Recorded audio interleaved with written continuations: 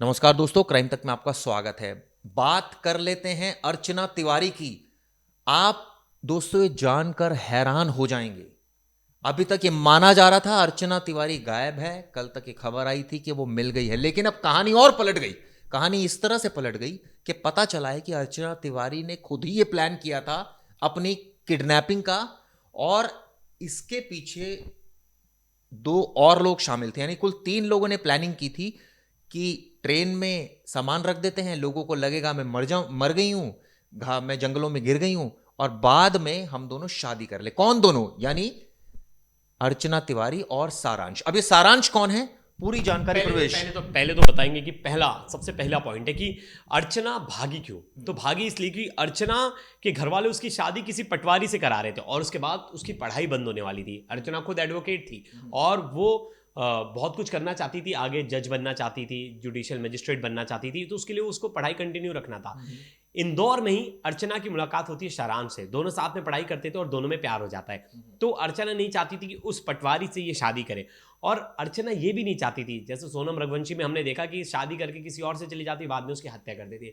तो अर्चना नहीं चाहती थी कि मैं किसी को भी नुकसान पहुंचाऊं, मैं खुद की ही मिसिंग दिखा दूंगी तो मेरे घर वाले मेरे पीछे नहीं पड़ेंगे। और उसने बाकायदा एक ऐसा प्लान बनाया। वो प्लान क्या था? वो प्लान था कि मैं ट्रेन से गायब होंगी, और जीआरपी ज़्यादा ढूंढती नहीं, उसे पता था, एडवोकेट थी तो उसे पता था जीआरपी ज़्यादा खोजबीन नहीं करती, तो इससे मेरे लिए आसानी होगी कि लोग मुझे गुमशुदा मानकर, मिसिंग मानकर ही चलेंगे और मेरे बारे में ज़्यादा जानकारी नहीं निकालेंगे। कहानी शुरू हुई 6 अगस्त को। 6 अगस्त को हरदा में सारांश मिले, अर्चना मिली, और साथ में मिला एक और शख्स जिसका नाम था तेजेंद्र। इन तीनों ने प्लानिंग की, और इस प्लानिंग के तहत अर्चना ने प्लान बनाया कि ट्रेन से मिसिंग प्लान करते हैं, क्योंकि वो खुद एडवोकेट थी और जीआरपी मामले को बहुत सीरियसली नहीं लेती। तेजेंद्र कौन था मैं आपको बताता हूँ। ये ड्राइवर था जो अक्सर अर्चना को लेकर आउट स्टेशन जाता था।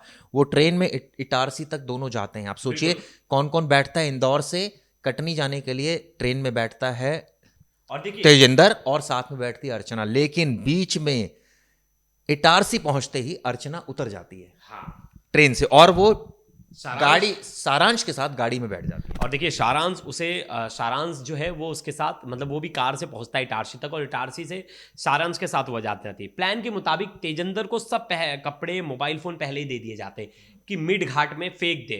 अब लोगों को लगे गुमराह करने के लिए कि वो पानी में गिर गई, फॉरेस्ट में गिर गई, और उसकी बॉडी अभी नहीं मिल रही है, लेकिन उसका सामान मिल रहा है। लड़की सुलजापुर तक, जो मनीष अर्चना जो है वो सुलजापुर तक सारांश के साथ गाड़ी में गई, लेकिन कार से नहीं निकली। आप देखिए वो कहीं भी कार से नहीं निकली, कहीं भी सीसीटीवी फुटेज में उसको नहीं आना था। उन लोग ने ऐसा रूट चुना जहां कोई भी टोल नहीं हो, कि टोल में सीसीटीवी फुटेज, फास्ट टैग, हाँ, और कहीं भी कुछ भी दिखे ना, टोल टैक्स में फास्ट टैग, सीसीटीवी कुछ भी ना मिले।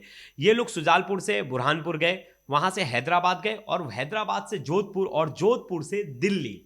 सोचिए, मतलब इसके ढूंढ रही थी इंदौर में और ये थी दिल्ली में। और इसके बाद दोनों नेपाल चले गए दिल्ली से। अब नेपाल में लड़की को छोड़कर सुलजापुर वापस आ गया कौन? सारांश। अब लड़की खुद एक एडवोकेट है, उसको क्राइम की कानूनी डिटेल्स मालूम है, इसलिए उसने बेहद बारीकी से ये प्लान बनाया था चिराग जी पूरा, कि कैसे जाना है, क्या करना है, क्यों आना है। अब जो एसपी ने बताया कि लड़की खुद ही मास्टरमाइंड थी। लड़की ने भागने के 10 दिन पहले से, सबसे इंपॉर्टेंट चीज, उसने अपने फोन का यूज कम कर दिया था। सारांश से बात नहीं कर रही थी किसी ने। और वो जो लड़की, अगर जांच हो तो सारांश का नंबर रिफ्लेक्ट ना हो, ताकि ये भी ना पता लगे कि भैया कोई बहुत ज्यादा फ्रीक्वेंट बात है। फिर लड़की ने एक नया फ़ोन लिया, एक नया सिम कार्ड लिया, और उससे वो एमपी से, मतलब उसने वो फ़ोन लिया और वो फ़ोन पे, और हाँ, उसको फिर बाद में उसने यूज़ नहीं किया।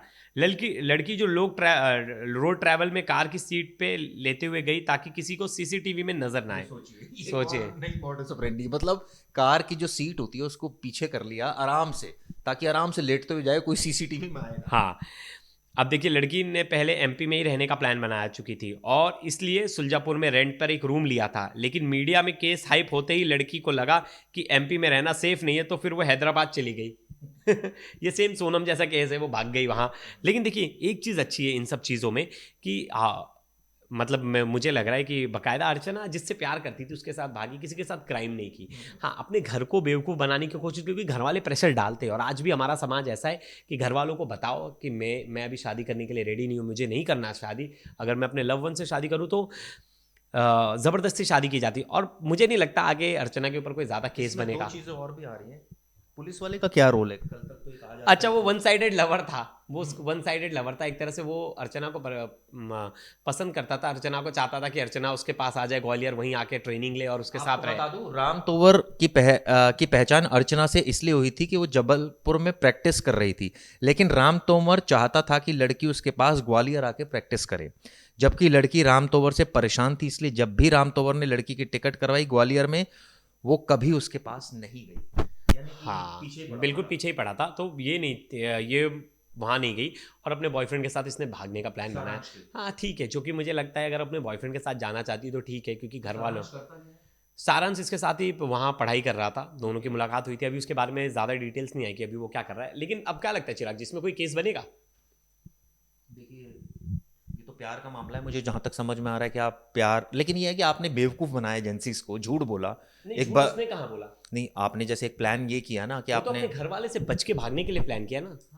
वो तो अपने घर वालों से, उसने पुलिस को कोई झूठ थोड़ी ना बोला, वो तो अपने घर वालों से बच के भाग रही थी। घर वाले उसके जबरदस्ती शादी करा देते, तो वो प्लान कर रही थी लेकिन अपने। इसमें एक चीज और भी बड़ी ट्विस्टिंग आ रही है कि मुझे लग रहा है बहुत ज्यादा मीडिया हाइप हो गया, इसलिए इसने खुद ही घर पे फोन कर बस बस बस, नहीं तो वो खुद ही फोन करके हाँ, कहा ना कि खुद मैं ही यहाँ करके पे हूँ। बताया कि उसे लगा कि कहीं ना कहीं पकड़ा जाऊंगी, बहुत सारी चीज़ें सामने आ रही हैं, कोई निर्दोष फंस जाएगा, तो इसलिए मैं सामने आ जाती। और ये सामने आ गई और उसने सब कुछ बता दिया सच सच। और मुझे लगता है, मैं फिर भी ना मानूंगा कि अच्छा क्या, किसी और से शादी हो जाती, ज़बरदस्ती उसका मर्डर कर दी थी, कातिल बन जाती, कुछ और हो जाता क्राइम, उससे बेटर है। मैं सोनम रघुवंशी केस में एक चीज़ बार बार कहता था कि यार भाग जाती, अपने बॉयफ्रेंड जिससे शादी करना उसके साथ भाग जाती अपने। वही किया हाँ वही किया, किसी और की तो तो जान 10 बची। पॉइंट में जाते जाते इस वीडियो को समझ लीजिए। पहला, राम तोमर इसके पीछे पड़ा था जो पुलिस वाला था। दूसरा, लड़की की शादी तय हो गई थी अर्चना की किसी पटवारी से, वो नहीं चाहती थी। तीसरा पॉइंट, सारांश। सारांश से वो प्यार करती थी। चौथा पॉइंट, उसने सोचा कि अब कैसे अपना प्यार पाऊं, चलो अपनी किडनैपिंग प्लान कर लेते हो। पांचवा पॉइंट, मदद की तेजेंद्र ने। छठा पॉइंट, इटारसी में उतर गई। सातवां पॉइंट, कई जगह पर घूमी, हैदराबाद गई, दिल्ली गई। आठवां पॉइंट, अपने घर वालों को खुद ही फोन कर दिया कि जी मैं नेपाल हूं और मैं यहां पर हूं। उसके बाद पुलिस ने उसको रिकवर कर लिया। तो ये अब सच सामने आ गया। बिल्कुल, पुलिस ने अब तो बहुत सारी चीज़ें क्लियर हो गई हैं। तो यानी लड़की ने खुद ही ये सब कुछ अब प्लान ये किया दोस्तों, था। इस पर आपकी क्या राय है? आप इस केस को कैसे देखते हो और आप इस पर क्या कमेंट करना चाहोगे? ढेर सारे कमेंट्स कीजिए, क्योंकि अगली वीडियो में हम सबके कमेंट्स लेंगे और बताएंगे लोगों ने किस किस तरह के कमेंट्स किए, लोगों का पॉइंट ऑफ व्यू क्या है इस केस को लेकर। हम जानने के बेहद इच्छुक है कि चिराग जी इस चीज़ को तो लेकर सोसाइटी में बड़ा वो है, ड्रामा है कि लोग आज भी अपने पसंद से शादी नहीं कर पाते और फिर किसी और के घर में शादी करने चले जाते, फिर क्राइम हो जाता है वहाँ।